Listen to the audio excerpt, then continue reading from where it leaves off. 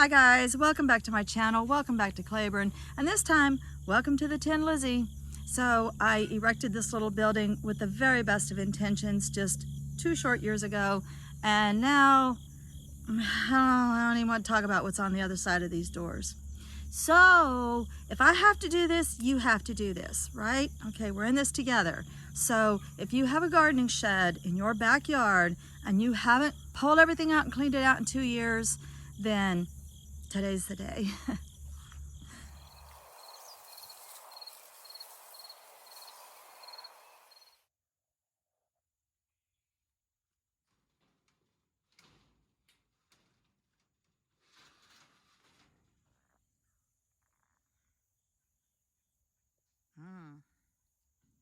Well, this doesn't look very good.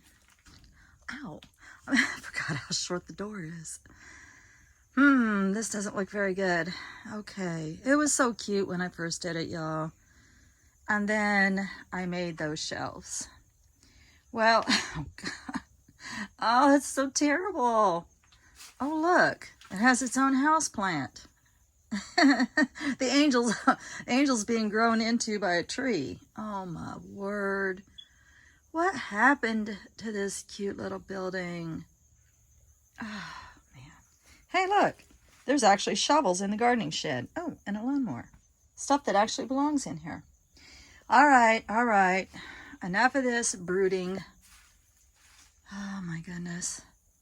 So there's just nothing we can do except pull everything out.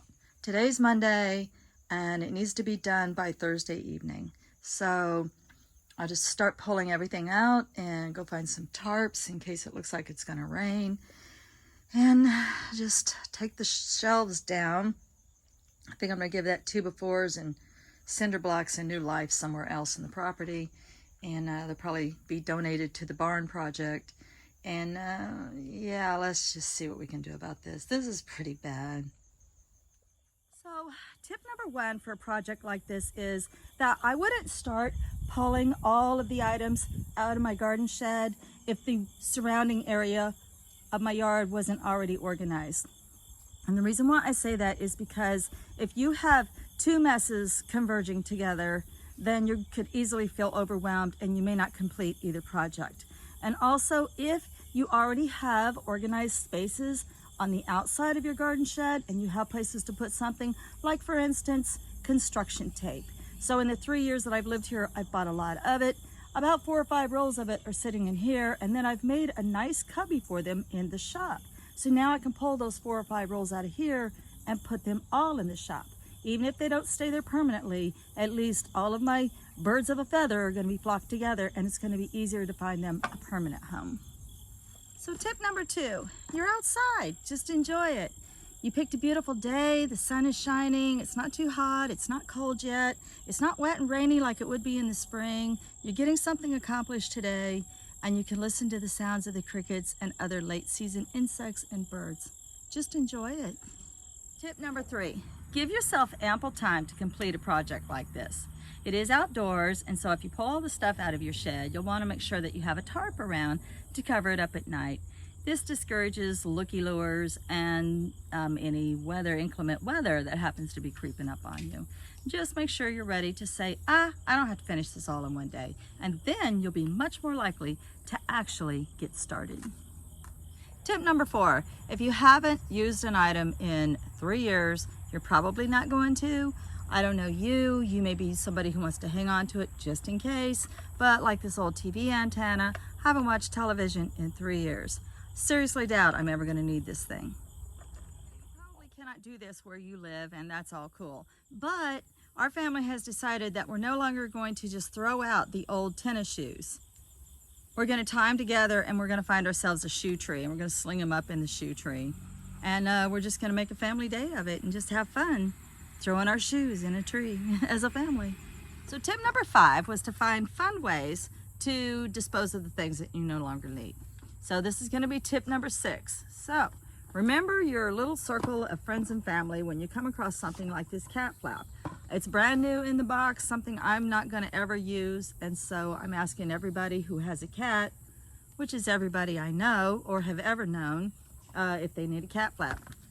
And then stuff like this Black & Decker lithium that I pulled out of there. I hated this thing. It never did work right. And I would never stick this with my family members. So I'm also going to go online and leave a review for this thing. Because I don't want to see anybody else get stuck with something like this.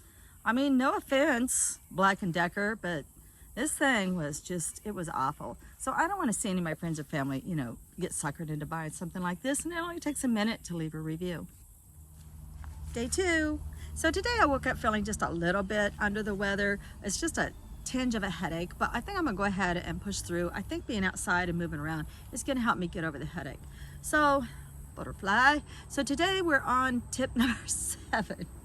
Today we're on tip number 7. So just push yourself, give yourself that gentle nudge. Like today it's not that easy for me to come out here. I'm not as excited about the project.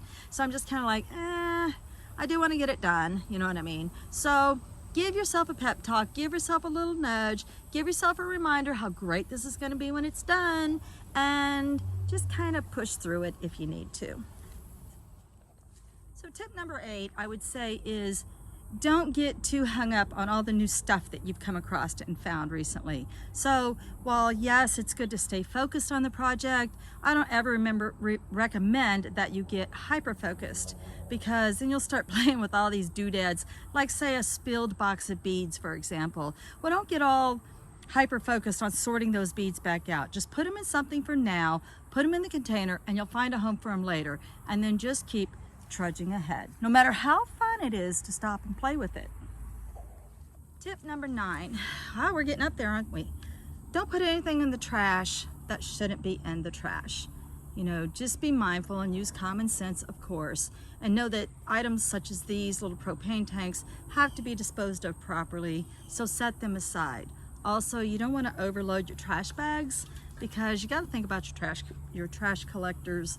If it's not already an auto thing and it's somebody has to pick up bags, you know, you don't want to overwhelm them. You could give them half of it now and half of it next week or whatever. Be kind to your trash collector, but just be sure that if it's paint or varnish or fuel or anything like that that's sitting out there, or even sometimes poisons, bug sprays and things like that, can't just be disposed of in a normal landfill. And so always be mindful of that and make sure that they get disposed of properly.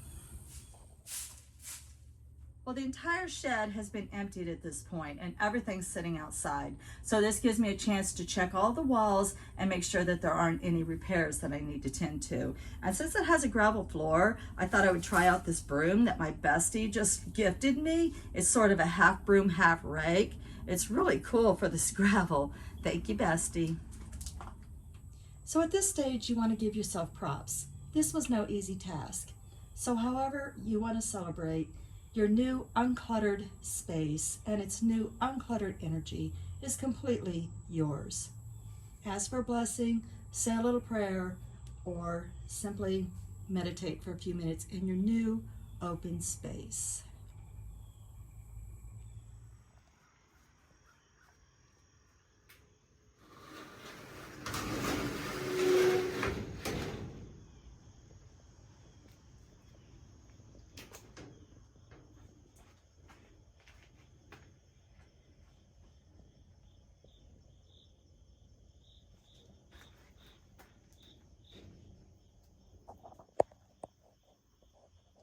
We did this, you and I, we did it together. So what happens when you accomplish a big project like this? Well, that pleasure center of your brain is going to release a chemical that I know you know of called dopamine.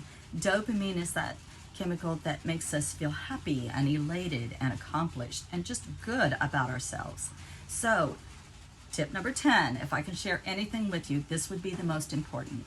Don't keep all that dopamine to yourself, all that self-elated feeling to yourself. This is the best time for you to reach out to a friend, maybe somebody who's feeling down or is lacking self-ego or is feeling sort of lackluster lately.